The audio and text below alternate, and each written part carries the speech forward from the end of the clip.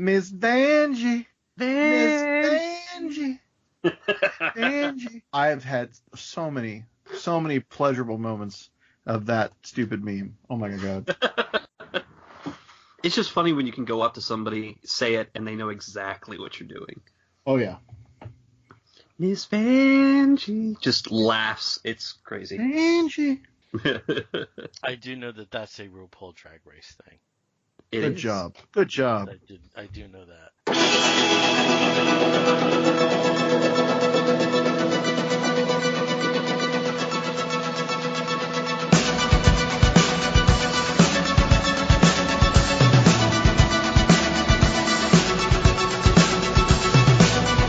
Daylight won't stop flashing lights. Feels like 1,000 years have gone by without you. I miss someone like you, but wanna tell you secret things. Hey everybody, you're listening to the Comic Book Bears podcast. I'm Billy Z. I'm Bryan Pittard. And I'm Steve Morey. And we have no agenda tonight. Been a little while since we've been on the airwaves. I don't know, how do you even say that? You can't even say on the airwaves. What do you say? Like On the digital information superhighway. Okay. Very well, Mr. 1998. That's where we Mr. are. Prairie Home Companion. That's My best Garrison Keillor, not really. that really works. So we're just going to talk for a little bit of time here. There's been a bunch of news bits that we'd like to cover, and naturally we have comic books to talk about. I think the biggest bit of news, comic related, that's happened over the past few days has been the concern for Stan Lee in relation to his appearance at a particular convention in the video that's unearthed. Steve, do you want to talk about that a little bit just to lead into it? Well, I can just talk to some of the recent. I guess it's very TMZ. I mean, that's pretty much the best way to describe it. It seems almost salacious with the accusations, the the speculation, the gossip on what's going on with Stan Lee. This is, and ultimately, this is an elderly man. He's 95 this year. Mm-hmm. He lost his wife a few years back, and of course, health-wise, he's been doing relatively poorly the past several years. And of course, because of that, he's had to rely on different people, his staff, primarily his manager, for lack of a better word, as well as some nurses, in particular a recently named nurse, for a lot of just his daily, just going around, getting through each day, and of course going to conventions, which he's still doing, and bless him for doing that. But lately it's become a little bit unclear whether he himself is really fully aware of what he's doing, and also whether people who are getting into these conventions, especially this last convention, really understand what they're doing in having a 95-year-old sickly man who's recently had a lot of upheaval in his life come and sign autographs.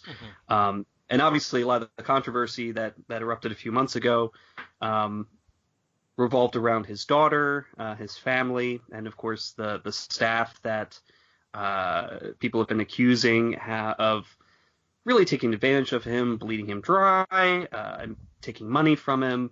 Mm-hmm. The staff overhaul story is so confusing to me.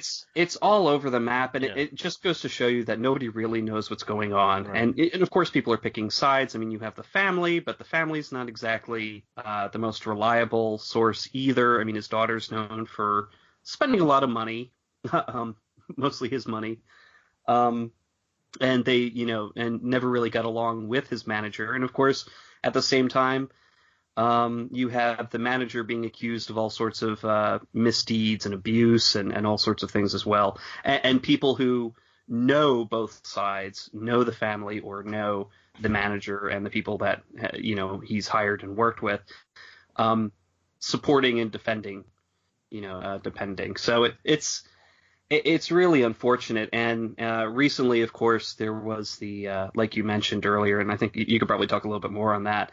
The video that surfaced of him at a recent, I think it was Las Vegas. I'm trying to pick up where the con over the weekend was. There were so many conventions this past Yeah. weekend. It was insane.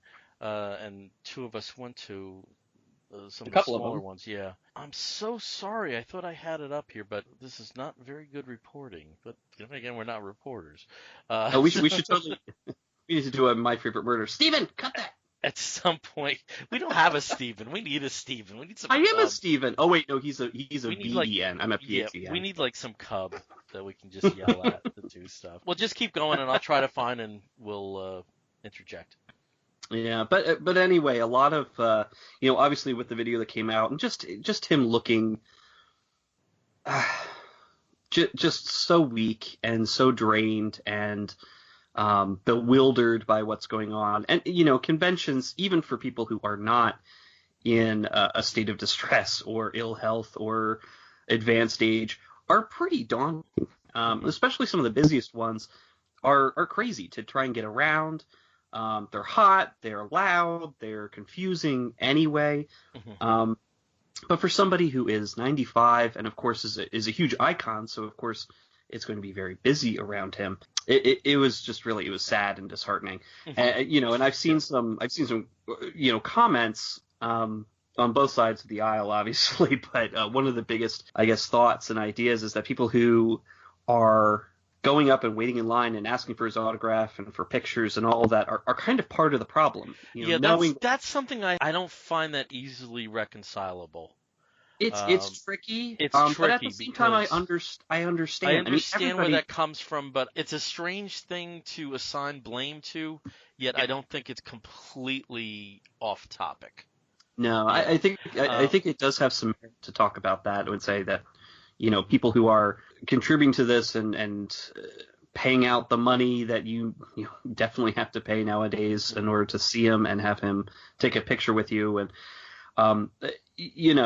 the concern. It seems like there's no concern on that side, but at the same time there is. And when you go to a convention and you've waited your entire life to see a Stan Lee and take a picture with him, you may not be thinking about that, but Right. The convention was the Silicon Valley Comic Con last okay. weekend, and also it's notable that this has been his first public appearance in 8 months, which follows his bout with pneumonia and, as you had mentioned before, the death of his wife. And of course the the latest controversy. Yeah. So for me, it wasn't so much the video, but it was the photographs of people taken where Stan has the blanket over him. For some reason, I found that much more disturbing because that literally looks like a prop.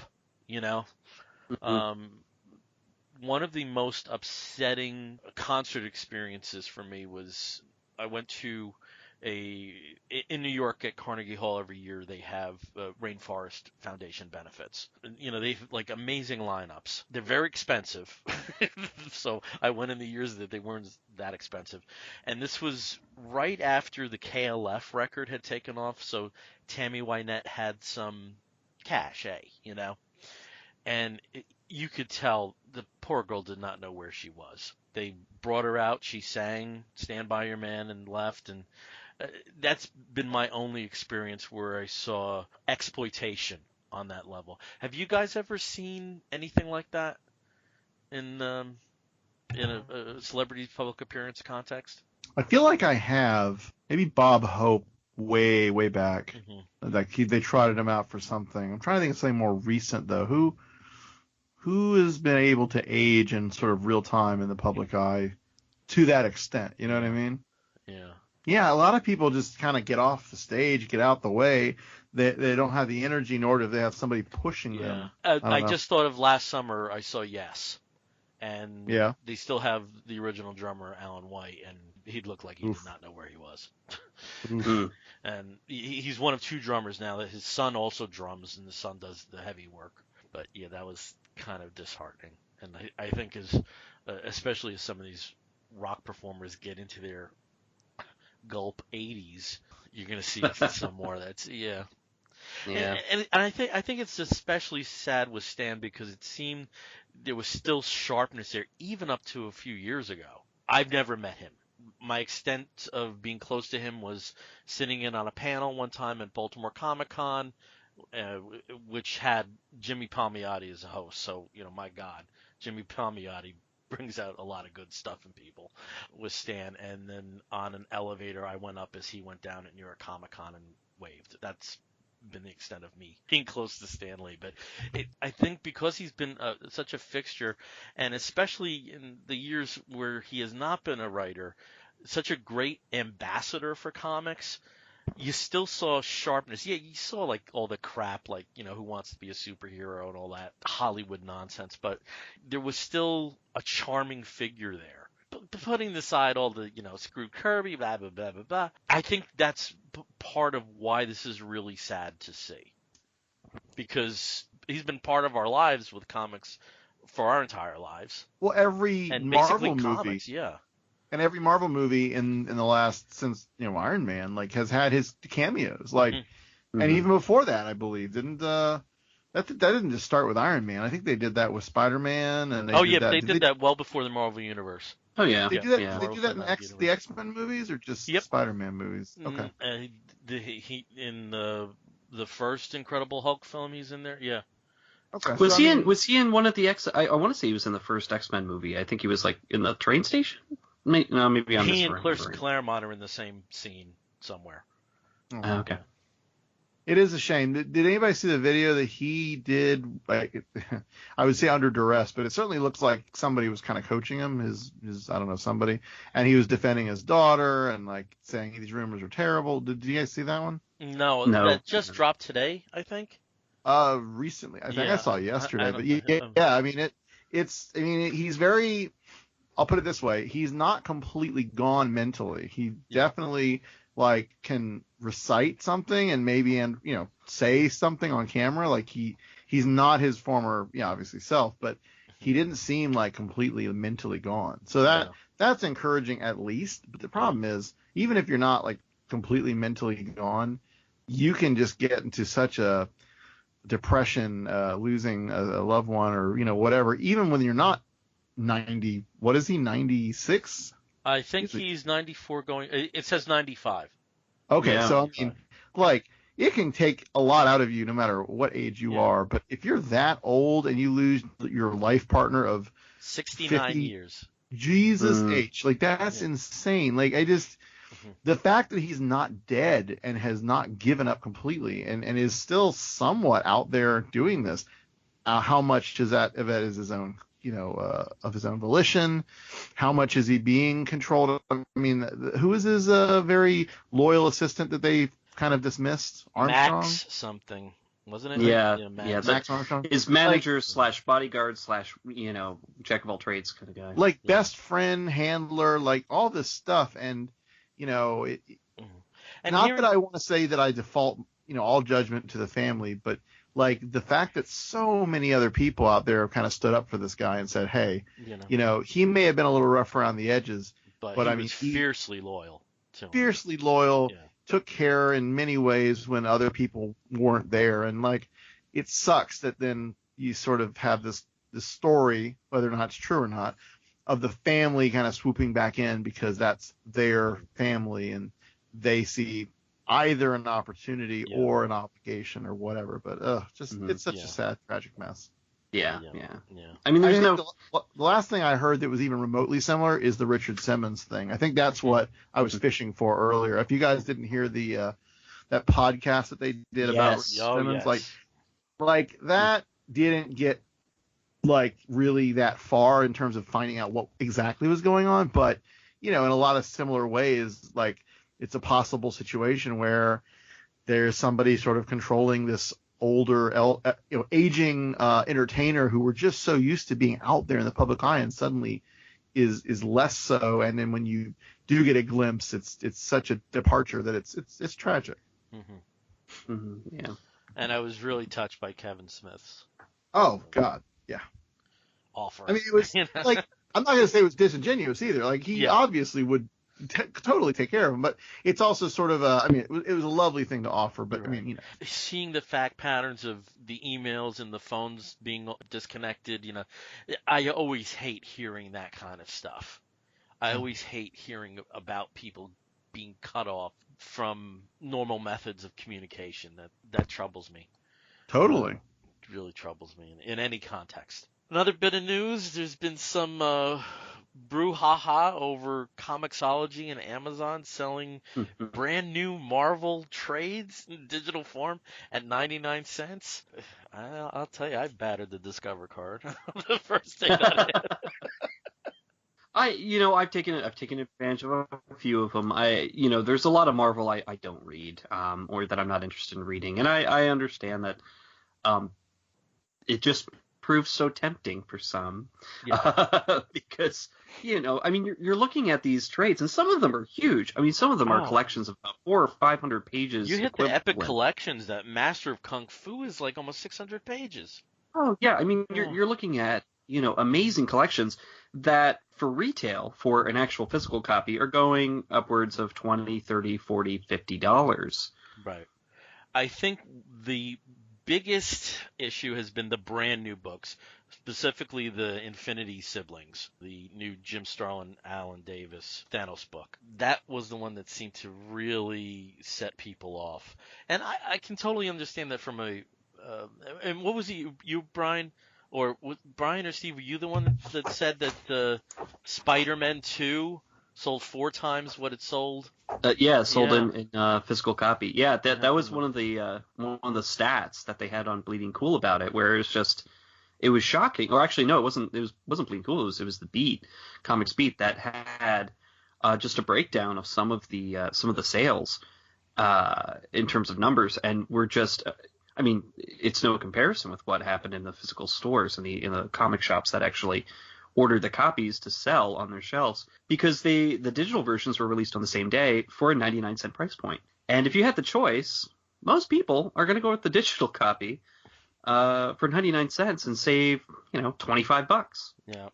They did have a recalibration in that it has ended on Comixology, but you still can get at least 14 recently released titles on Amazon through their Kindle store at the deeply discounted prices. And I think if these offers for the shit that I buy, like Kazar Masterworks #2, I don't think there would really be an uproar. But with retailers complaining, I get it on this one. I really do. Mm-hmm.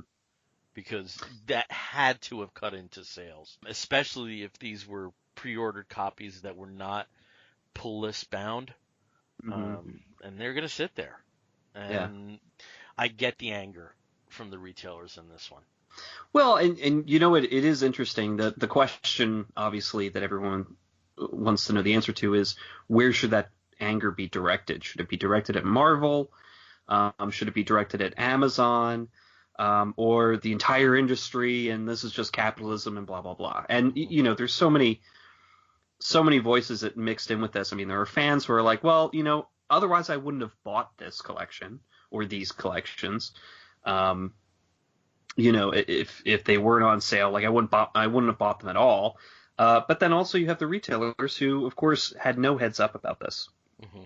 Like you said, if they had known 3 months ago when they were placing orders for Infinity Siblings, would they have purchased as many copies for their store as they eventually did, knowing that the day that it drops, readers are going to have the opportunity to buy the digital version for 99 cents, especially on something that's not returnable. And, in a recent convention, I think it was at C2E2, Sobolski was up there, and his editor-in-chief, he really has no power when it comes to pricing, so I don't know why people were bitching at him.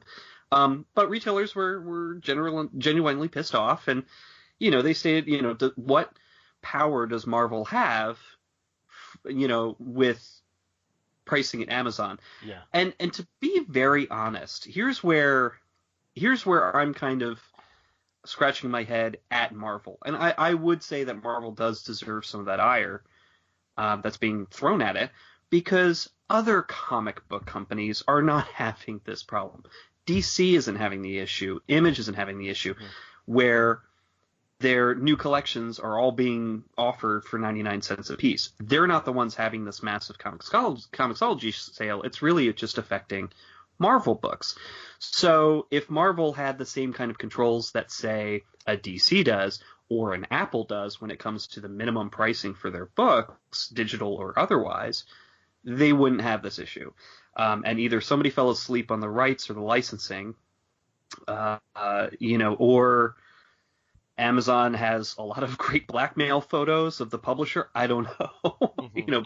But they've got naked photos of Iger out there somewhere. I don't know.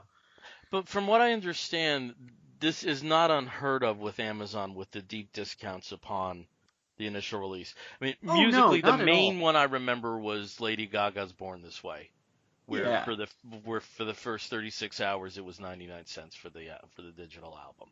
And that I think is fine. Yeah, that's fine because that's probably something that they negotiated with I think it was EMI. Is it EMI or Sony?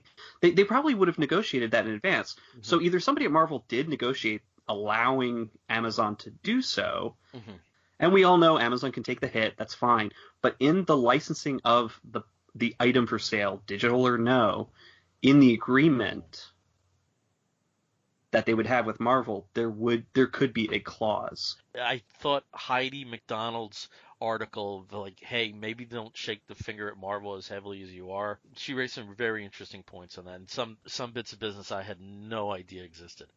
Yeah, Heidi's always. I've always liked her reporting. So, but yeah, I mean, to be honest, it was just refreshing to read a voice that wasn't Bryan fucking Hibbs. Oh. Yeah. He's somebody. You seem to have some choice words about Hibbs. Well, this is my issue. There's a smugness there that I cannot cotton to.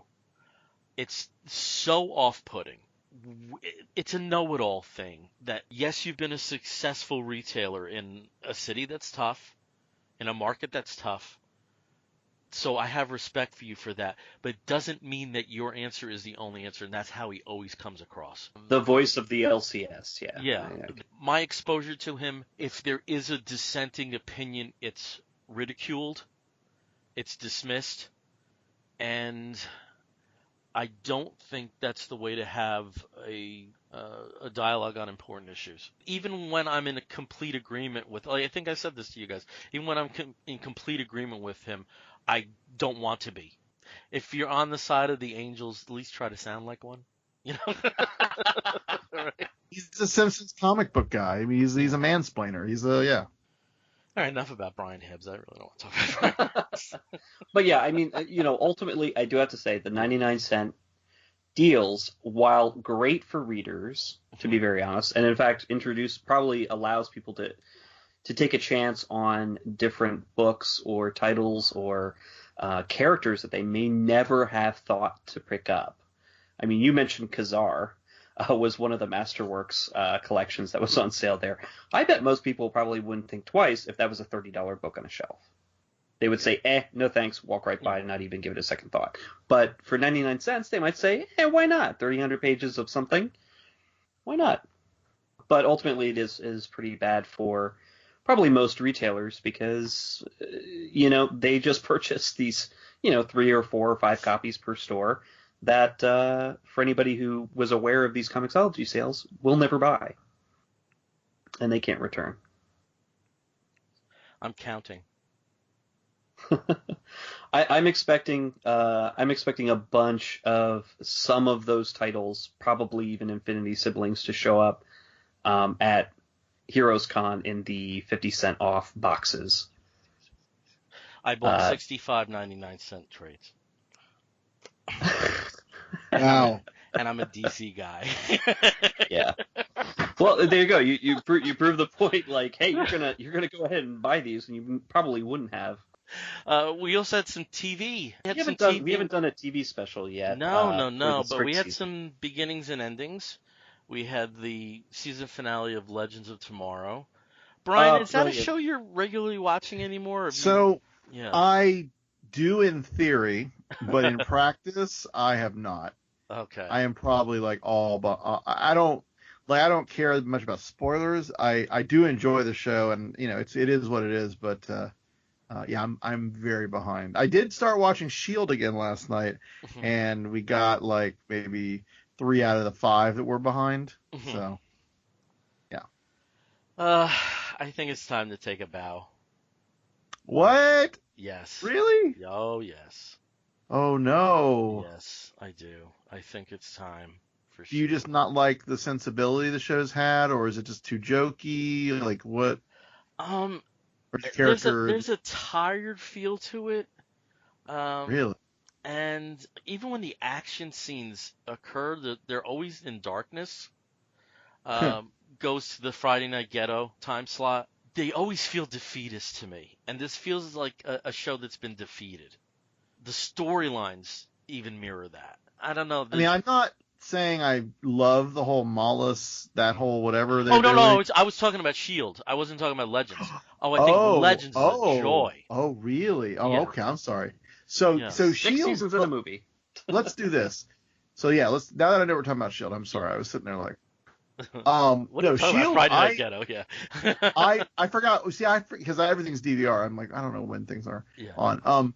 You're right. Shield. Now, okay. So let me contradict. Let me complement your critique with my analysis, which is, yes, I feel like the show is winding down. They're clearly doing the tropes of a show that is, it hit its 100th episode recently, and that was a big thing. But I mean, it does feel like they're winding it down. But I don't think they're defeated. I think this is their way of kind of going out in a cohesive, tie everything together, sort of deal with certain things. But I'm sure if they needed to, if things went really well, they could like right the ship and change their mind and do a 6th season or whatever. But like, I really am digging the so I don't know how far everybody is, and I'm certainly not all caught up, but like the guy who comes from the future thing, like the Man at a Time story, that kind of deal. I love that.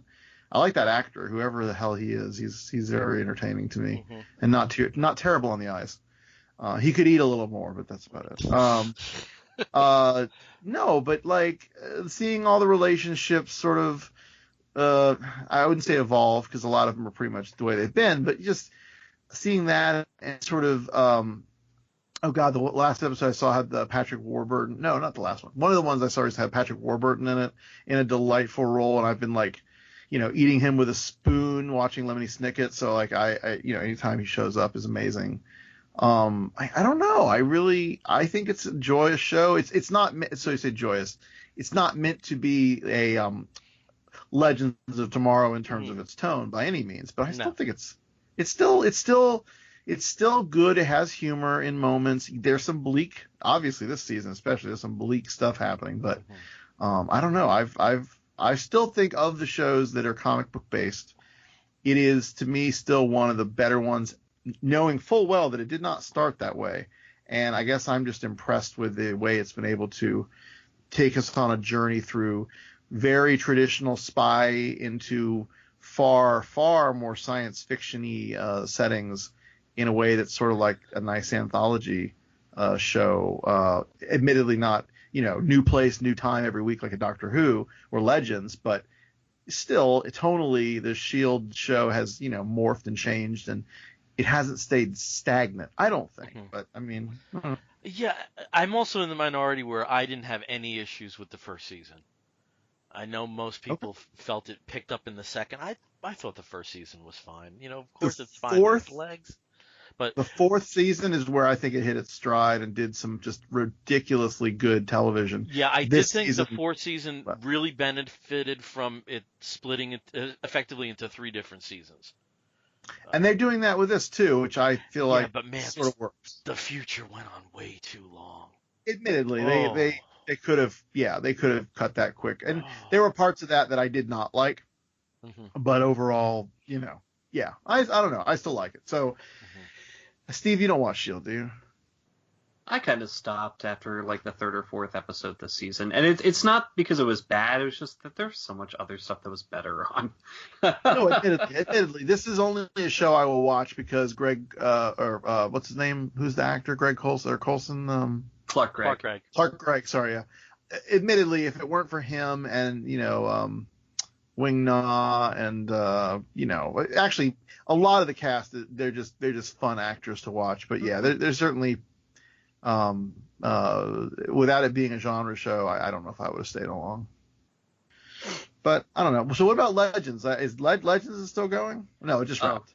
It just wrapped for the season. Well, I think this season has been a little clunky start, but from the Crisis on Earth X onward, I think this show has been a joy. Okay, good. It's so funny. It's so funny. So lighthearted. It's when it goes close to camp, it doesn't take that step over, and if it does, it's in on the joke. Yeah.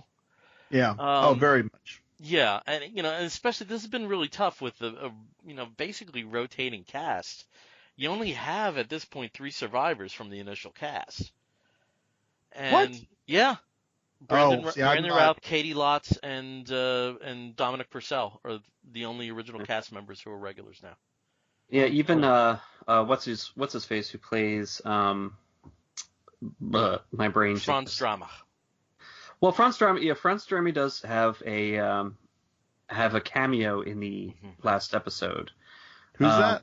Wait, which character? He was Jax. one half of Firestorm. Jax. Yeah. Oh, they're getting rid of him. Okay. Well, they basically got rid of him when Victor Garber left the show. And something I thought was I have so much respect for Victor Garber. He would not sign the Hello Dolly contract until he knew that Franz was paid for a full season.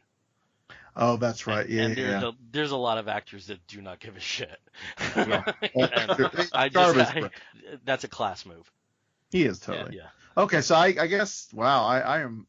I don't even remember the last episode I saw. The one thing I know from this season that I was a little not taken aback, but it certainly was kind of is White Canary's tryst with Constantine. I was like, well, I mean, I know she's bi. I guess I just was sort of surprised that after the heavy lesbian overtones that they went with that.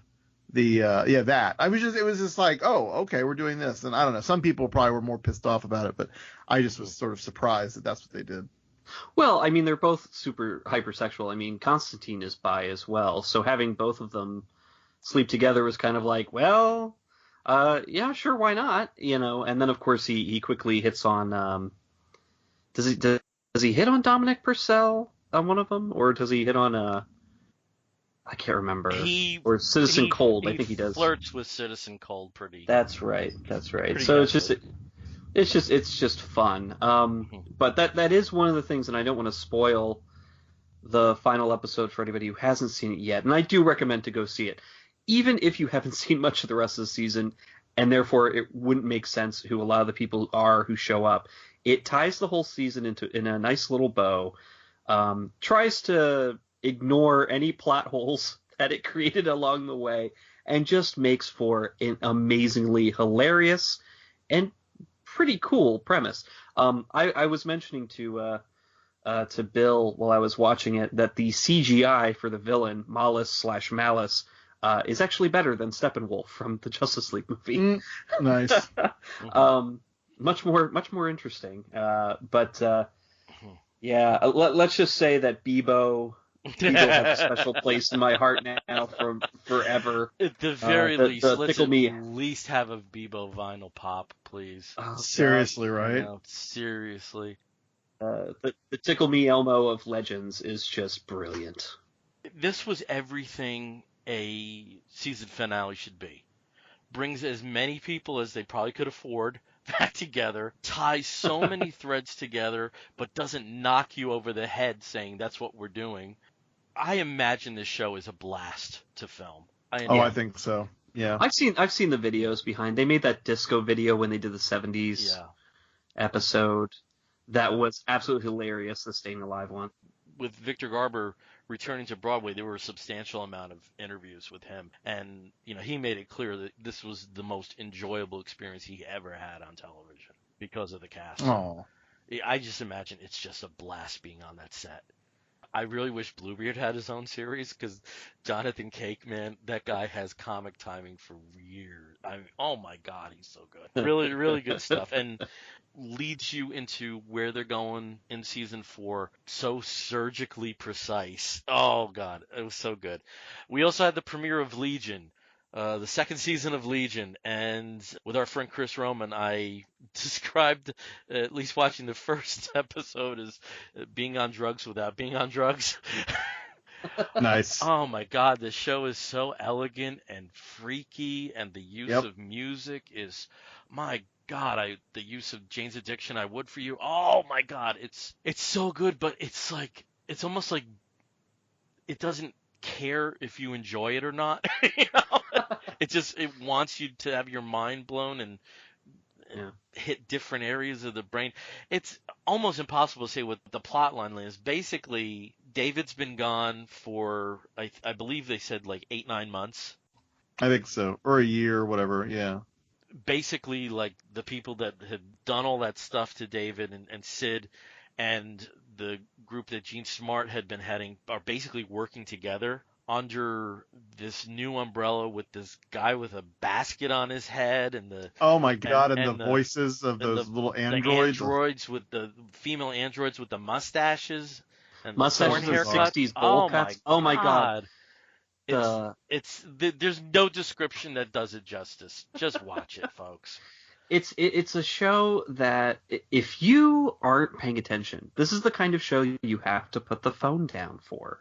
Yeah. You have to sit there and watch it, because if you miss something, you're going to be lost. It's so easy missing visual cues on the show if you're not paying attention. There are big moments of silence, big moments where there's just sort of like the slight weird, digital music back, that's happening in the background. In the first episode, a dance battle, an interpretive dance battle. And I actually read a lot of people were talking about this. There were interpretations of what types of dance each of the characters was using and what it meant. And it makes sense. This is the only show I would read about, any comic book series that's out there right now. This is the only show that would have, a lot of scholarly discourse on dance routines. And I actually, right before we recorded, I rewatched the dance fight, after having read a lot of this other stuff. And it is very interesting, the little things that people who actually know what they're talking about when it comes to dance were able to pick out and kind of, look at this, look at how, Daniel is fighting, or David is fighting with his 4 backup dancers, and how they all kind of play off of each other's moves, and they don't move in unison necessarily. Whereas Oliver fights with a Maori haka at first, and then Lenny comes in / Shadow King comes in with a Fosse routine, and it's so bizarre but amazing, and I love it. And the second episode, which aired this week, was just as freaky, less dance, but just as much bizarre imagery, and you actually get to see the actual face of the Shadow King, or his original face, I should say. Yes.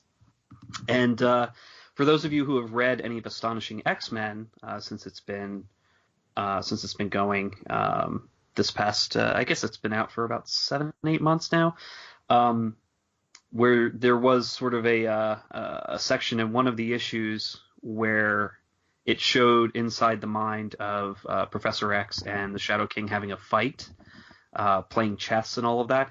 There is sort of a quick moment very similar to that, where David and the Shadow King have a one-on-one battle of, first they go into wrestling, Greco-Roman wrestling, and then they just keep one-upping each other in a very, ridiculous way.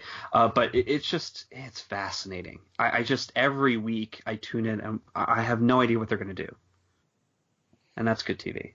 I love that show. I watched the first episode of the new season, but I just, Noah Hawley is such an interesting showrunner. Fargo has been so amazing over the 3 seasons that they've done, and I don't know. I can't believe he's doing it, first of all, that he's doing an X-Men spinoff show.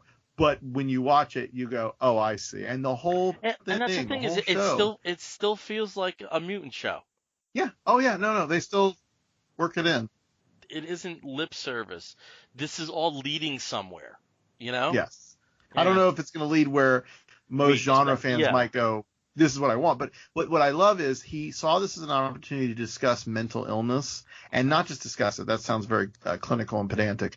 He is depicting what he, his writers believe and have, I guess, either known or read. Like, they know the mental illness, like they are depicting what it is like in different ways to deal with your brain not doing the job of a quote unquote normal healthy brain. And it's kind of like drug use, but it's also just a lot like what people must deal with when they have schizophrenia and multiple personality disorder, bipolar disorder. I mean, all of this stuff. Like, it's really kind of fascinating, and in a way that's not just a Lifetime movie, but it's really kind of out there, good art. I just such a great show. Yeah.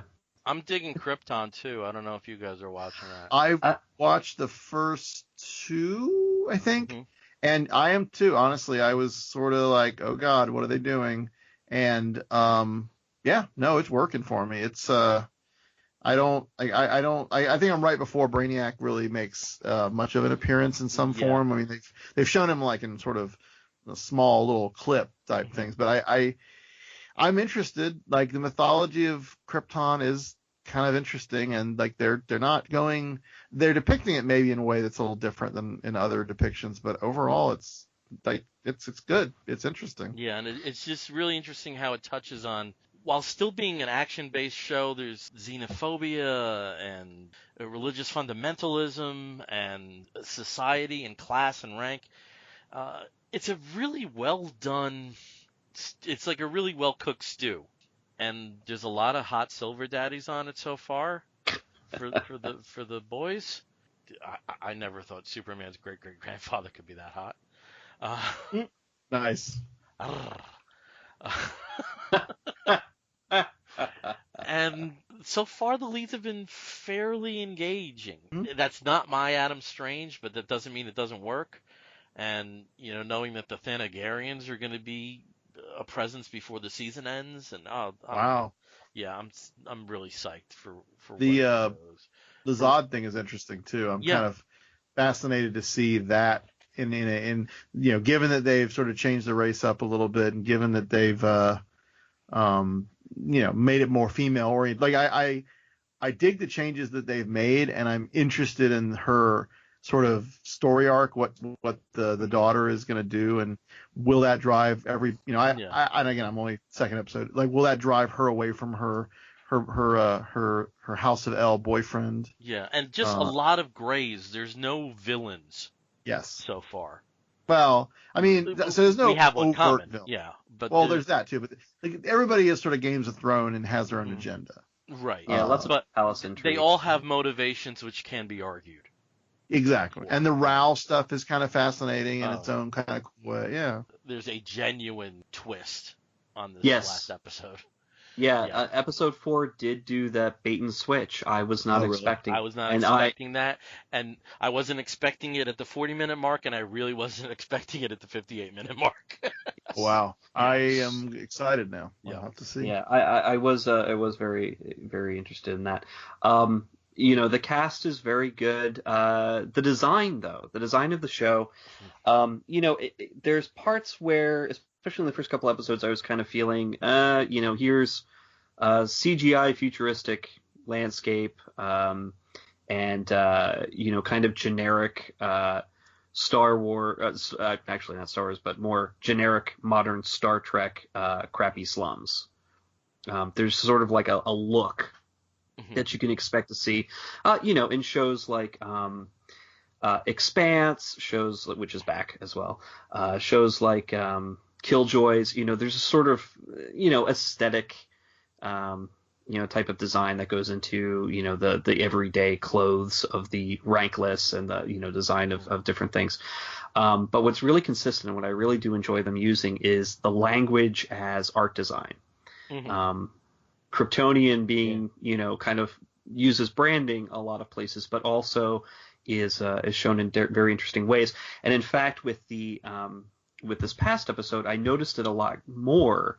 If you go back to see the way that especially John Byrne would draw sort of Kryptonian clothing, sort of like, black with like these weird sort of raised white kind of things or designs or whatever. It was almost like Kirby dots that got ironed. Yes. Yeah. And I'm starting to see that. I'm starting to notice that in the design in interesting places, like sort of on walls. It's a very stylized version of that, but it's there. And the same thing when you see the attendants of Rao, what they call the word of Rao, which are sort of like the nuns. Everybody's got it all over their clothes and their faces, but also sort of raised lettering that's going around the head and the back in certain areas that are very reminiscent of that design of Kryptonian clothing. So you can kind of see it because it takes place 200 years in the past. You can kind of see that the designers of the show were thinking about that evolution using that, maybe that kind of design as a base in the comics. So it's interesting. I'm intrigued. I really like how they're showing it. I like the actors, and I like the fact that they fooled me. I'm happy by that. Let's see if they can keep that up. And since it is still available on most of the video on demand platforms, there's an excellent half-hour preview special. I don't know if you guys have seen it, but it presents where the elements of Krypton came from the comic books with some really interesting interviews, especially with Brian Bendis. I don't know if you guys have seen that. Krypton, the beginning of a legend, or something. I don't know what the hell it's called. No, not yet. I need to look for that. Yeah, if you go to the Sci-Fi's On Demand, it's still on there for free. And I recommend that. Well, we talked a lot about comic book-based stuff, but no comic book. So let's go over to the spinner rack. Let's start with Brian. Brian, what's the book you want to talk about? So, have we, because I know I haven't been around as much, have we talked yet about Lockjaw? No, let's go. All right, because I have a few others, but I think we've been going, long or whatever. But Lockjaw, I got to talk about Lockjaw. I love you talking about a Marvel book I'm actually reading. I love it. Good. Well, good. No, I'm glad. I was going to ask if anybody else is reading this, because at first I wasn't necessarily going to, but I heard some really good reviews, and people were kind of talking about it. And so, of course, we know who Lockjaw is. Lockjaw is the big, giant bulldog that is either, depending on the version of the story or whatever, he's either an inhuman, an alien, whatever, or he is a dog that sort of became, special, or had some transformation. So it's whatever. It doesn't matter. That does not matter at all to enjoy this. But what was a treat? So it's about a big bulldog. What was a treat was the fact that it's not just about Lockjaw, it's about D-Man. And the D-Man, as of the last few years, has been an bearish gentleman with a boyfriend at one point. And when we find him in this book, he is single again because I guess his now ex left him because D-Man just couldn't quite solve his own sort of issues and was kind of leading a sad existence that became even sadder when his ex left. So not only do we get a great and adorable book with art by where is it? Villa? I'm not sure what their first name is, but I'm going to find it. Carlos Villa or Carlos Villa. I'm not sure which. The art, by the way, the cover art, I'm not as big a fan of, although it's Ed McGuinness, I guess. You're not a fan of Abzar? Not as much. Should I be? Okay. I don't know. Is he well known? Should I? Well, no. I'm saying that the second issue had Kazar on the cover. Naturally, sure. Yes. Yeah. And so that part was fine. It was the fact that he's writing Lockjaw. It's ridiculous. Anyway, but yeah, the interior art by Carlos Villa is just it's adorable. It's a very sort of I hate saying anime or manga influence, but definitely has a sort of a lighter tone, if you will. Which, given that most of the book is about Lockjaw and these weird hamster aliens that seem like they're trying to hunt Lockjaw and possibly his family down. It's pretty adorable. But yeah, no, like this book is great. Uh, I'm looking at the last page of the first issue when they see Khazar and what's the lion's name? The saber Zabu. So D-Man and Lockjaw like teleport over there because Lockjaw is ostensibly looking for his actual family, sort of finding these special bulldogs that are scattered across the area that they're looking at. But D-Man's sitting there and he's looking up at Khazar and Zabu and he's like, "You magnificent beast," which is a delightful and amazing little play off of, it's ostensibly Zabu, but we also know that D-Man thinks Khazar is a very attractive individual, glistening in his loincloth and presumably some sweat. So, I mean, anytime we get a very good sort of out character having wacky adventures in the Marvel Universe, it's exciting. I am just so tickled that this book, which otherwise, like I said, I would have probably read anyway because I love Lockjaw and Bulldogs, added this element into it, dealt with grief in like that first issue, and probably like that's sort of D-Man's arc is sort of getting his groove back. I mean, like seriously, what is there not to like about this? Like it might be a little over the top for some people who need their Marvel to be a little darker and grittier, but I don't, and this is just a delight. I've always said with DC Comics, Mr. Talkie Tawny, Yes. if you can't get into a talking tiger who wears a bow tie and can still beat the shit out of forces from Apocalypse, you shouldn't be reading comic books. If you can't get into stories with a giant transporting dog, you shouldn't be reading comics. Of course. Yeah. No, of course. It's a delight. I am very excited for issue 3, where it appears to be a team up with Peter Porker, the Spectacular Spider-Ham. So that was the only moment I will tell you that I did do an eye roll, not because I don't think that that's kind of a funny character, and yeah, this is a light tone, but I was kind of like, oh my god, we're going right there, like, just if there's a book that's gonna do it right, I think it's this one. I mean, and very well, very well, possibly, like, okay, but just, I don't know. That was where I had a little bit of a pause. No pun intended. And, see what you did there. Totally by accident. Steve, are you reading this? No. My Marvel books are limited to only X-Men and Runaways. Well, let me just tell you right now, you can drop the X-Men books because they're garbage. Other than maybe Astonishing. And Red. You can drop them. I'm almost there, by the way. I mean, I told Pat the other day, I'm like, I really don't think I need to keep reading X-Men Blue or Gold. Anyway, that's. Do you think that's going to lead to just X-Men at some point again? Well, yeah, no, they've already said they're teasing, they're rebooting Uncanny, but whatever. So put it this way, I'm sure I will come back into the fold eventually, but right now it's just garbage. But so Steve, you drop those, pick one. You can pick, I would say Gold. Blue has a somewhat redeeming property, but Gold is garbage. And pick this up instead, and you will be vastly better off. Okay. I'm just saying.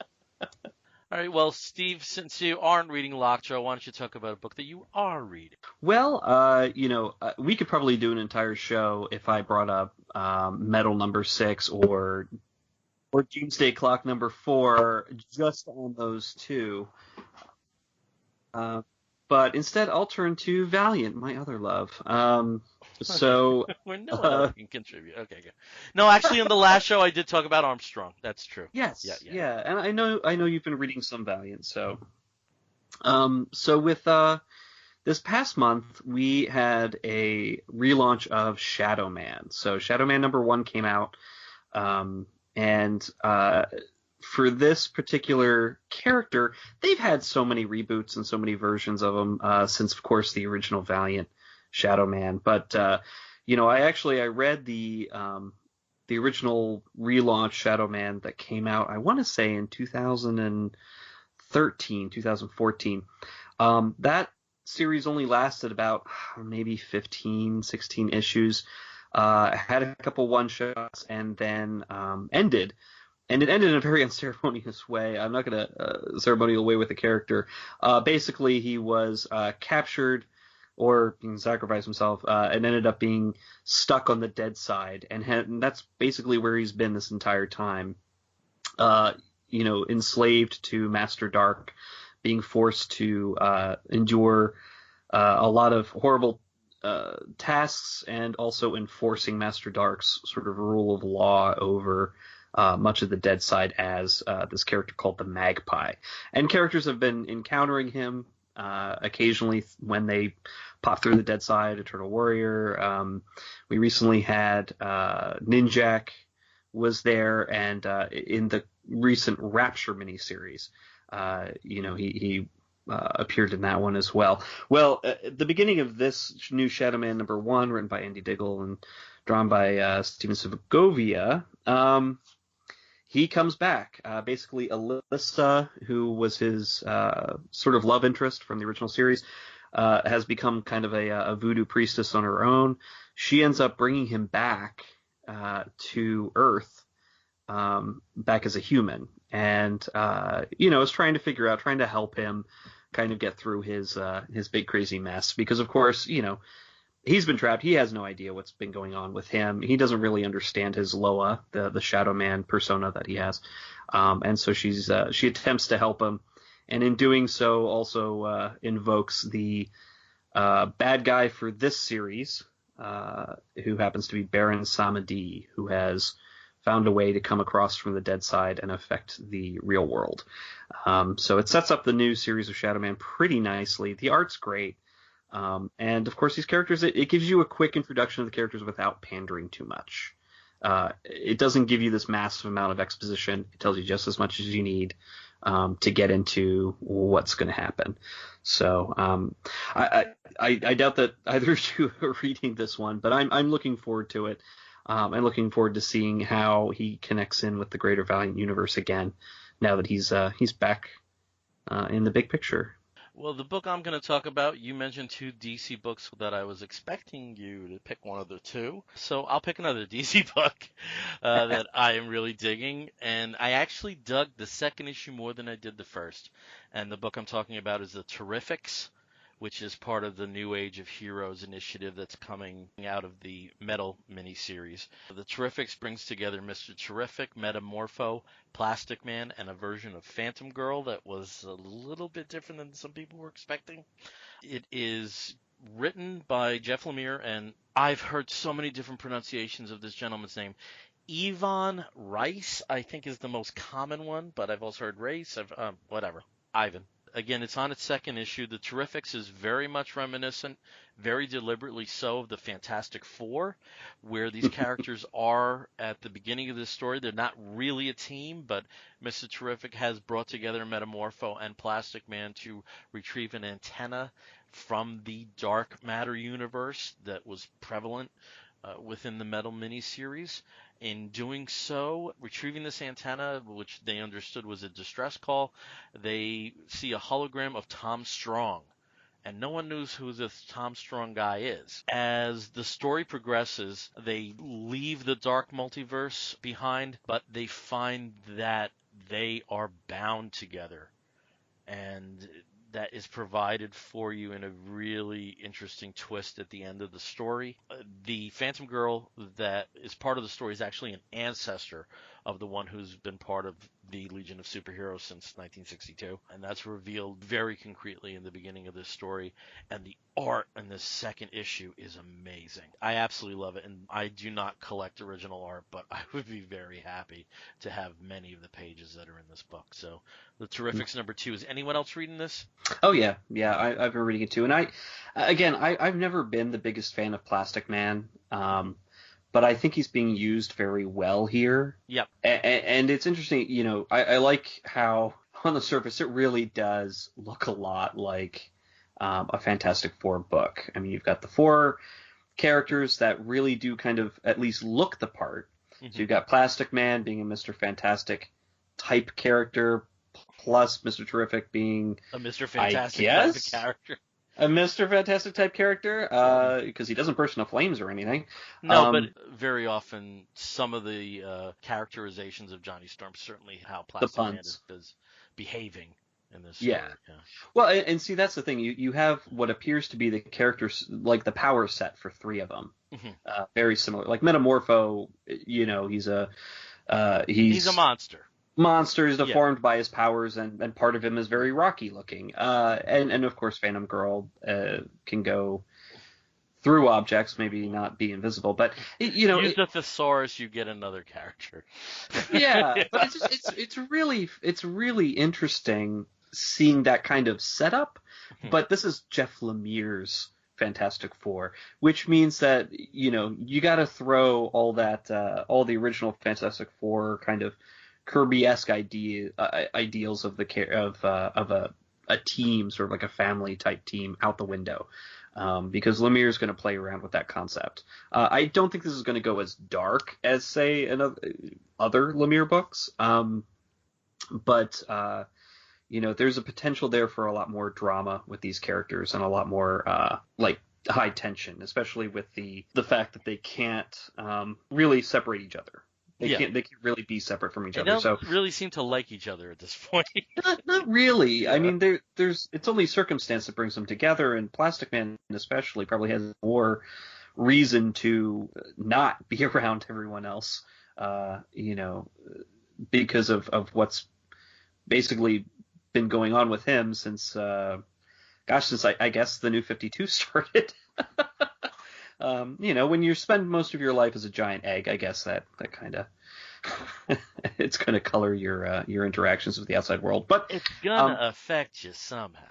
Somehow you might take to drinking. I don't know. Can he drink? I don't know. I mean, his power set is it's infinite and limitless, and they kind of we don't know. Yeah. We don't know. He becomes super giant. He turns himself inside out. Is he his own pocket universe? We don't know.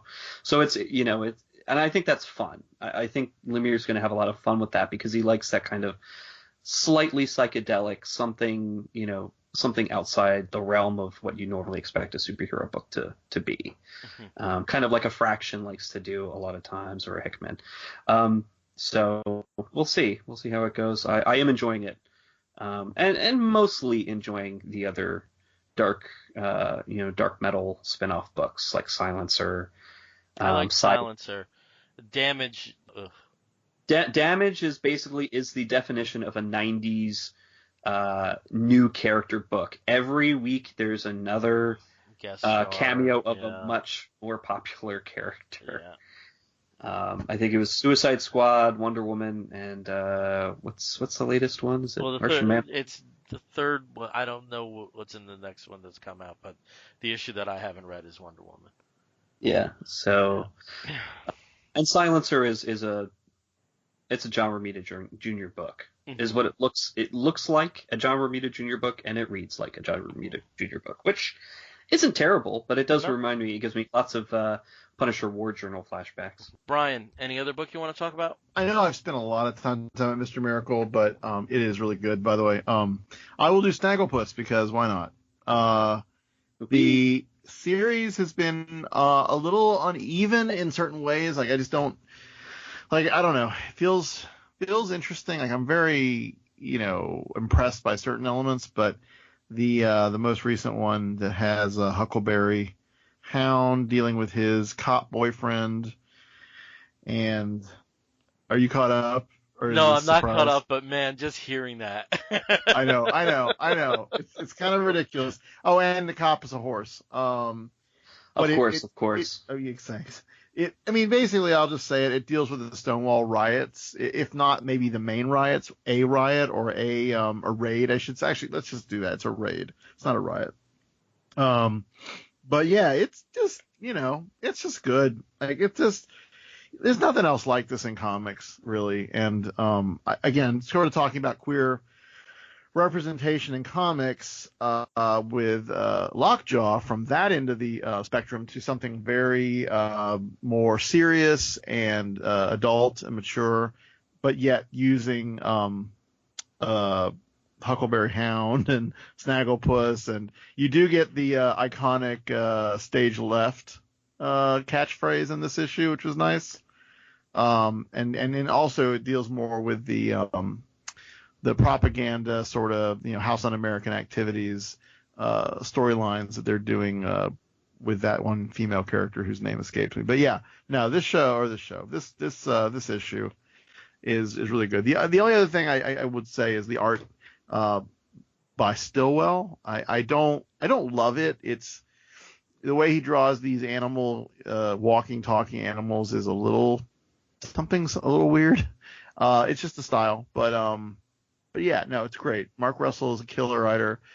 Everything he's done has been something new to the medium, and I'm kind of hoping that, like, this is, I believe, a limited series, like probably like 12 or something, like Flintstones. Maybe it didn't go that long. I don't know. Just going back to the Flintstones, I really wish Steve Pugh was the artist on this. Oh, absolutely. Oh, No, it would just so fit into his aesthetic. Yep. Mm-hmm. But I'm hoping that this is not 12. I'm hoping that this maybe is like 6. It's 6. And it is 6. Okay, it is good. 6, yeah.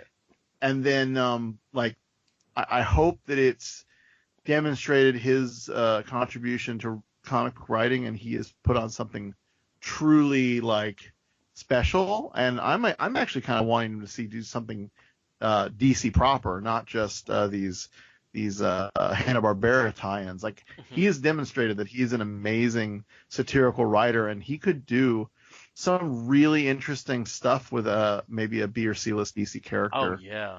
And paired with, again, the right artist to complement his storytelling. But yeah, Mark Russell's amazing. I'm very, very happy with this. Yeah, the only thing he's touched has been Prez, and that was so far removed from. Yeah, no, right. It's something else, yeah. The but universe give him something, and he may not want this. Like, this is the thing. He's not a huge comic book fan. Like, when I heard his interview with the iFanboy, like, he's gotten up to speed as much as he needs to, but like, he's not. I don't believe he was a dyed in the wool X-Men or Marvel or DC person. I think if I'm not mixing up interviews, he did prefer more Marvel stuff, but like, overall, like, you give him an idea or he comes up with an interesting take, and like, he just runs with it and does something interesting. So, give him anything, let him just go crazy and do something fun. And he's also proof positive that some men just look better with a beard. Amen. Did we ever confirm? Do we ever, like, I'm still, and this is like neither here nor there, but like, is he gay? Is he just? If he is gay, I do not see any reference to him being out. But between how hypersexualized some elements of Prez were, and at the very least, he feels comfortable enough to appear on gay panels. Let's put it that way. Well, good, yeah, because there's not a lot out on him. There's not a lot of information information on him. The interviews have been a bit coy. He's almost as old as I am. Really? I didn't realize he's. That sounded awful. I apologize. Yeah, no, I thought he was. Like, he's 48 years old. Oh, okay. Yeah, so. That did sound pretty terrible. Sorry, I totally meant that in the surprise. I thought he was a kid. Just because I'm going to be 60 in 10 years doesn't mean. No, just a hot bet. That's all right. Yeah. Okay. Steve, you got another book you want to talk about? Well, I just kind of wanted to go back to Snagglepuss. I mean, this is the kind of book. Yeah, really? This is the kind of book that I don't think I would have expected to see out, from any era of comics except the late 70s, early 80s. Because that was the time when people were putting out comics with an X that would have used these characters for the same kind of dramatic purpose. But totally would have been an air but pirate it sort of been subversive thing, and not it would have been Snagglepuss without calling him Snagglepuss. Exactly, yeah. But the fact that this is being put out by DC Comics, and it is a fully licensed and approved comic series, is just amazing. I mean, if you think about it, like, would somebody in 1979 thought that this would have been possible in 2018, given all of the blowback from, Mickey and the Air Pirates and a lot of the other sort of similarly referential type of work. But I just think it's really cool. I'm glad that this book exists, and that it actually exists now. But anyway, so the other book that I was going to talk about is another, non-Big Two book. This one coming from Aftershock Press, and I think I may have mentioned it before, but the book is Brilliant Trash by Tim Seeley. Tim Seeley's writing this with Priscilla Patrades on art. And I think Steve Seeley is somehow involved in this as well. But so the book premise, just really quickly, because I don't know how many people are reading it, how many people listening have been reading it, but it takes place in the semi-near future. It's a future where people with superpowers do exist, mostly covertly, but it's all very much controlled by the government, represented by the FDA, and a few other mega corporations, like everywhere in the near future. The problem with the superpowers is that they have a tendency to burn out the people who are using them, because it's an inexact science. It gives somebody abilities. There are people who sort of mod and body hack themselves to give themselves abilities here. But it's imperfect. It's not sustainable, etc. But a character who's mostly seen sort of in flashback through the series is a Dr. Zhen, who's figured out. She was the first one to actually create the process, but she's actually figured out how to perfect it. And she dies very early on, passing her knowledge as if it were a virus to a sort of a BuzzFeed type reporter named Kennedy. Kennedy, of course, is bounced around by a bunch of body hackers and who a person who appears to be kind of a genuine superhero type named Jim, who's underemployed by I guess it's Lifespan, which is one of the big mega corporations, who's been using people with powers for quite some time to kind of further their market gains. And the 5th issue that just recently came out ends the arc in a very surprising way and actually sets up this entire universe that Tim Seeley is drawing on, with a very interesting choice made by Kennedy. And it's an interesting way to create an origin for a superhero universe. I'm not going to give away too much, but it's very similar to The Incredibles, to the concept behind the original movie. I'm looking forward to what happens in the next big arc. It starts, I guess, in the next few months. But it's pretty good. If anybody's reading this, it's being put out by Aftershock, who's actually put out some very interesting comics recently. So the only Aftershock books I have first issues of Rough Riders and all of Captain Kidd, which I adored. Their trades seem to be fairly highly priced, and I thought they were going to go like the Valiant Image route, at least on that first trade, which is super the $10. affordable. Yeah. I think they did that with Animosity. I seem to remember the first trade of Animosity being about $10, but the other one, the one that's really selling. That seems to be Animal based. Marguerite Bennett. Well, it's great. It's great. If anybody hasn't read it, just pick up the first trade. Don't even second guess it. I mean, it's such a great concept, and Marguerite Bennett writes it so well. There's a little bit of We Three in there and the Pride, but not as virtuous. Okay. Which is a great departure, I think, from a lot of the animals can talk and now they share the world with humans. It's much more apocalyptic and Walking Dead than others. So I really recommend it. I think it's really well done. Okay. Well, for my last book, and the last book we're going to talk about before we go on to the Whoops of the Week, I think I have to backpedal a little bit to Dark Knight's Metal. Doomsday Clock number 4 was a mind blower. It was a beautifully constructed book. What I would like to do, if you guys are up for it, is do a Doomsday Clock specific show at the halfway point. I like that idea. Where we can talk about some of the stuff in depth, which principally deals with the reveal of who this Rorschach is.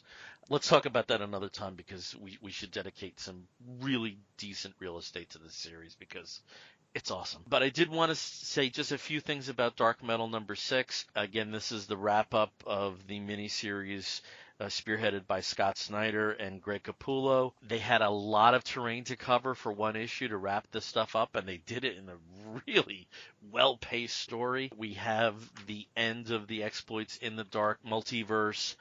You have the heroes coming together, and that's core to the story of Metal and core to the story of what's going to go on afterwards. You have Batman teaming up with a very unexpected ally to defeat the Batman Who Laughs, which was oh my god, those 4 pages are so fucking well written, and there's so much setup for what's going to be happening in the DC universe in the months and maybe years going forward. You have the source wall, so that ties into New Gods mythology, and you see hints of what the importance of Hawkman to the universe going forward will be like, and hints of what's happening to Green Lantern and Aquaman, the importance of Challengers Mountain and the new Challengers and these other new series like Immortal Men.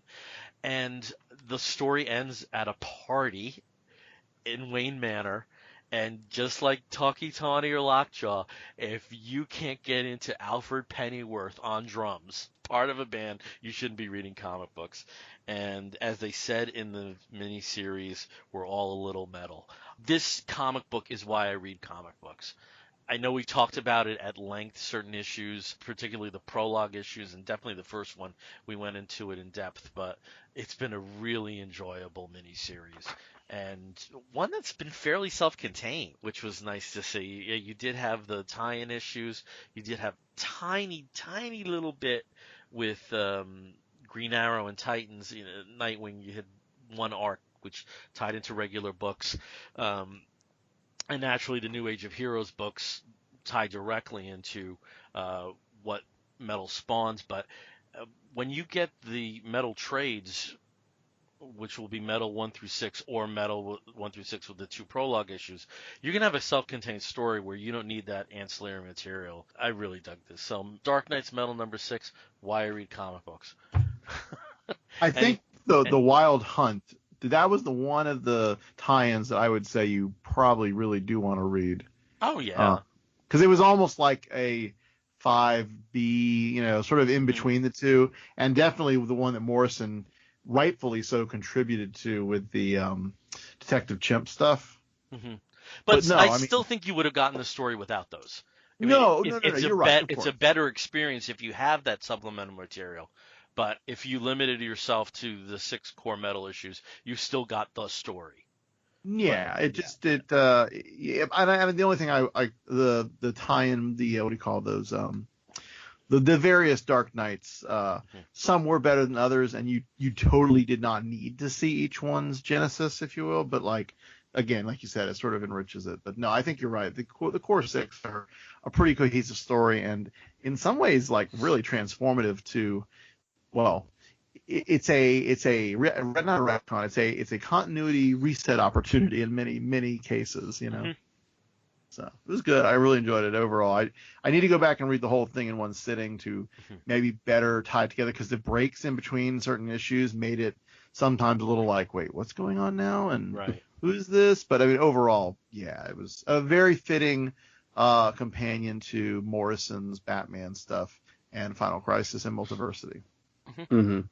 Yeah, I mean, definitely, if there hadn't been Morrison's Batman or Final Crisis or Multiversity, there wouldn't be a Dark Metal. For sure. Snyder did a lot of setup on his own in his Batman run with the different metals and stuff. But the ideas, the sort of twisted universe and much greater meaning and variation that Morrison kind of threw into the DC universe, and I mean, it's that's so funny there. Because I was not thinking of Grant Morrison at all, and I think some Multiversity was played such a huge part in this. Yeah. Well, you didn't need it. No, you don't need it, but the Ultimate Fool, knowing a little bit about sort of the way that the multiverse is arranged, which other things do. I mean, there were. Okay, put it this way: you would not. I think, Steve, is what you were saying. You would not have this without that. But similarly, you would not have Final Crisis. You would not have Multiversity without previous crises. So they all kind of build off each other. And I think you could also say that Morrison's influence has been so entrenched and a lot of stuff that I see some of the changes that Morrison has brought up on the DC universe, whether they've been, and again, they've been in and out of canon, that it's just assumed. This felt like a Scott Snyder book to me. And I also really liked that you see Scott Snyder can write a team book, because all we've had with him in DC has been Batman and Swamp Thing, and we haven't had any team structures. True. And so now he's earned heading Justice into League. Justice League and going to make that a top 10 book again. Finally, Jesus. It's reassuring, because at the core, and not so much at the beginning, but the last 3 issues felt like a really good Justice League story. I didn't see like the crown of Morrison hanging over this nearly as much as it seems like you two did. I wouldn't say that it's fully Morrison, but I think that Morrison allowed later writers, allowed here Jeff Johns and Scott Snyder to go a little bit wild. I mean, Crisis is always a perfect opportunity for the entire DC editorial staff to say, okay, well, we want to do this with the universe, and this is how we're going to change it going forward. This, it feels like a Crisis, but not. And I think that's what Multiversity, especially for me, felt like, where there was so much going on in Multiversity, so much amazing stuff, a lot of throwbacks and callbacks and references and everything. But it's still, essentially, it was a Crisis book of a sort. This is the same thing. It's a Crisis book of a sort. It is basically changing the status quo in the DC universe by creating this dark multiverse, and allowing, things that were referenced in this book and happened in this book to then bleed over into, all future DC works. Like, writers from now on can reference stuff that happened in the dark multiverse, or use it as, whatever tool. But you didn't have to read it to be able to, to get the benefit of it. Like, readers didn't have to read Dark Metal. They should. If they haven't, they should. But readers didn't have to do it. So unlike a normal DC Crisis that's going to affect every book in the line and everything's being redone afterwards, this one had the same amount of impact, essentially, but not at the same time. It was very self-contained. The one-shots were great. And yes, there were some references in a few other books about the things that happened during, Dark Metal. And of course, there are the new heroes, the new Heroic Age DC titles, like the Terrifics and Damage and Curse of Brimstone, which just dropped, and a few other ones coming up. Immortal Men, I think, is probably the most... That came out today. That one is the most... most entrenched. Direct, to Dark Metal. But essentially, this is a Crisis that you didn't have to read. And yet the impact is felt as much as a Crisis would be. Mm-hmm. Yep. And I think Morrison kind of allowed that to happen in the things that he's done, with the DC universe, especially with Multiversity. So, I don't know. That's kind of how I saw the Morrison connection. But yeah, I mean, this is Snyder's and John's show, and the other writers that helped John that with. doesn't have much to do with this at all. Well, I mean, he didn't directly write this stuff, but and there's been articles about this. Like, Rebirth was John's. This is DiDio and Snyder. Yeah. Yeah. So I wouldn't, and it still worked. It wasn't, and I don't mean that as a diss. Well, maybe I do, but some stuff that's been in that corner hasn't. Well, there we go. Another DC event, but one that was worthwhile. Nice to see. Okay, some of us have to work the next day, so let's wrap this show up. And when we wrap an episode of the Comic Book Bears up, we do so with a segment we call the Woofs of the Week segment, where we spotlight something, be it a comic book or a film or a TV program or a charitable initiative, anything under the sun that we think you, fair listener, may enjoy sampling. I started with Bryan on the comics. I'm going to start with Steve on the woof. Steve, what is your woof of the week? Well, mine definitely is, because it's a TV thing, and I mentioned it earlier, The Expanse is back. And The Expanse is one of my favorite sci-fi shows of the past 10 years. Brings to mind, the best of Battlestar Galactica, and, more recent fare in that sort of space soap opera kind of way, where every episode leads into the next, and you can't miss one, or you miss a whole bunch of stuff. The acting is great. The characters are great. I mean, I could listen to Shohreh Aghdashloo, sort of growl her way through an entire episode, and in fact, in some cases, you have to. But everybody on the show is amazing, and the writing is great. I of course have never read the books that it's based on, and from what I've heard, there is obviously a lot of differences between the novels and the show. But, for those of you who aren't familiar, it takes place in the far future. There are 3 major government factions: the Terran Earth government, the United Nations of Earth, the Martian Federation, or the Martian Confederation, and then you have, right in the middle of everything, are the Belters, who basically live in the asteroid belts. And more or less, it also refers to the outlying moons and planets, the people who kind of live and were born in space. And sort of the cultural differences, the biological differences between them, linguistic differences, etc. But outside of the massive political intrigue and the war posturing that goes on between the 3 factions throughout the first 2 seasons, it's the individual characters that really bear the brunt of keeping the show going and alive and as intriguing as it is every week. The mysteries from the first season were more or less answered in the second season. What the purpose of this mysterious substance is, what it's doing to people, and what the different factions are going to be using it for. But of course, that answer, that creates new questions. Where did it really come from? What is it doing on its own?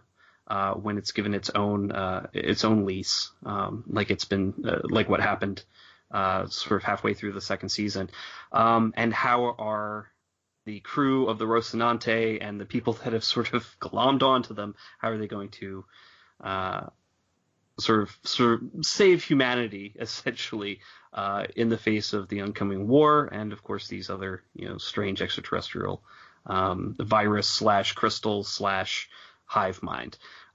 It's amazing. It's confusing. You definitely have to start over at the beginning if you haven't watched anything. But season 3 just started, Sci-Fi Channel, and you can catch up on Netflix. Brian, what is your woof of the week? So I got to go meet a sort of hero of mine, one of the very early craft brewers, Sam Calagione, the founder of the Dogfish Head Brewery.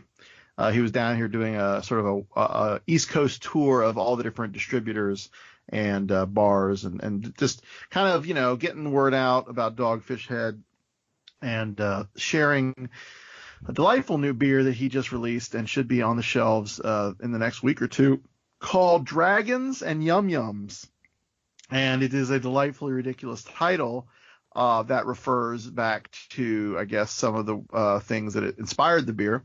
And specifically, that is the use of dragon fruit and the collaboration that they did with Coyne, Flaming Lips, David Coyne. I'm terrible. I should know this name. But Wayne Coyne. Wayne Coyne, thank you. Flaming Lips have never been a big, I certainly know who they are and I've heard some of their stuff, but they're not my necessarily cup of tea. But I am going to check more of their stuff out now because of this collaboration. The beer is delightful. It is a IPA, but it is not a overly hoppy, bitter IPA. It is certainly a very balanced IPA that you can drink very easily, even if you're not a big fan of the traditional higher IBU IPAs. It's got a very fruity forward note thing. I mean, this is not a beer podcast, but I definitely was impressed when I heard about the idea, and very impressed when I got to try it. Sam was delightful. I got to get him to autograph one of my Dogfish Head pieces of memorabilia that I've collected over the years. And I really kind of thought he was pretty nice and very inquisitive about, what I did, and just kind of really just a nice guy. Mm-hmm. I've been doing a lot of the homebrew myself in the last couple months, made my 3rd beer and bottled it just this weekend, or finished by bottling my 3rd beer, I should say, this weekend, and I'm about to start my 4th And I really am just kind of getting into his stuff. If you go on YouTube and look up Dogfish Head, there's a ton of videos that they've made over the years that talk about what they do, talk about their process. They're definitely one of the more out there breweries that does some crazy, cool, non-traditional beer. And they talk a lot about that and the collaborations they've done. And just if you're interested in beer, either as a drinker or someone who might want to try their hand at making their own, you can do a lot worse than starting with Dogfish Head, checking out some of Sam's books. In fact, even if you're not a beer person, he's got a book on leadership. It's amazing. It's called Off-Centered Leadership. And it really has been kind of a cool counterpoint to some of the leadership stuff that I'm familiar with. So, check out Dogfish Head online and Sam Calagione on the interwebs. See, I feel bad because I didn't know he was a personal hero of yours, because I've been to Dogfish Head Brewings and Eats in Rehoboth a couple of times. I should have. Oh, no. I mean, trust me when I say about that. Yeah, I've loved Dogfish for a while, but Sam and that sort of fascination is a more recent thing. But okay. I mean, certainly if you go back there anytime soon, yeah. No, yeah, it's I've cool. been there, and I've also been at Chesapeake and Maine. And next time. Yeah, no, I want to make a pilgrimage up there. So if I do, I'll have to let you know. Okay, for my Wolf of the Week, did you ever be so disappointed by an experience that it led you to an experience you enjoyed? Let me set this up, okay? I know Steve, like myself, listens to a couple of true crime podcasts. And there's been a lot of focus on a new podcast named Disgraceland, which covers true crime stories that are somehow related to rock and roll figures. If I can borrow a Katrina Longworth-ism, Disgraceland sucks. I got so disappointed by this podcast, and I'm a pretty positive guy, but man, this podcast sucked. There's no legitimacy to it. The person who was shepherding it, in my opinion, just wants to have a hit podcast. By my estimation, it's an awful show, but that led me to a wonderful podcast, and it's called Cocaine and Rhinestones, and it's about country music and some of the crazier stories related to I can't even say just central figures in country music, because some of them are very well known, like Loretta Lynn or Winona, but some are also very obscure. And the host, and oh God, I hope I get this guy's name right, Tyler Mahan Coe, he's one of the most interesting voices I've heard in a while in podcasting. I could care less musically about some of the topics that they cover, but he draws you in to these wonderful, offbeat, sometimes gross stories about the history of country music. And I cannot recommend this podcast enough. I don't care if you don't like country music, but if you like good storytelling, please check out Cocaine and Rhinestones podcast. I absolutely love it. All right. Let's call this a show. Again, this is the Comic Book Bears podcast. You can find us on the Facebook as Comic Book Bears Podcast. You can find us on the Twitter and the Tumblr and the Instagram as Comic Book Bears. If you want to do so, you can listen to us through the feeds on iTunes, through RSS, and also through Stitcher Radio. And if you want to reach out to us, you can always do so by sending an email to comicbookbears@gmail.com. So until next time, I'm Billy Z. I'm Brian Pittard. And I'm Steve Morey. You're going to hear a woof and an explosion, and we'll be back real soon. Take care, everyone. Woof!